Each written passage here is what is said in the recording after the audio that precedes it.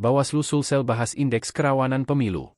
Menghadapi masa tenang pemilihan umum 2024, Bawaslu Sulawesi Selatan menggelar acara Coffee Morning bersama stakeholder dan media di Hotel Claro Makassar pada Kamis.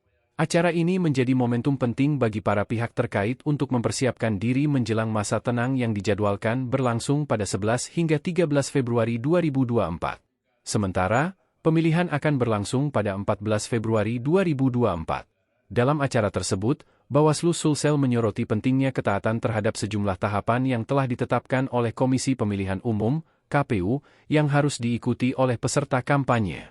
Tahapan-tahapan tersebut mencakup berbagai proses yang harus dijalani agar proses pemilu berlangsung sesuai dengan aturan dan prosedur yang telah ditetapkan.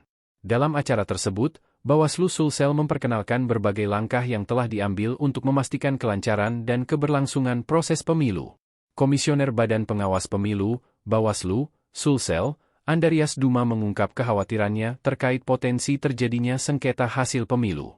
Dalam pernyataannya, Duma menegaskan bahwa Bawaslu Sulsel telah mempersiapkan diri menghadapi kemungkinan permohonan sengketa yang mungkin diajukan ke Mahkamah Konstitusi, MK.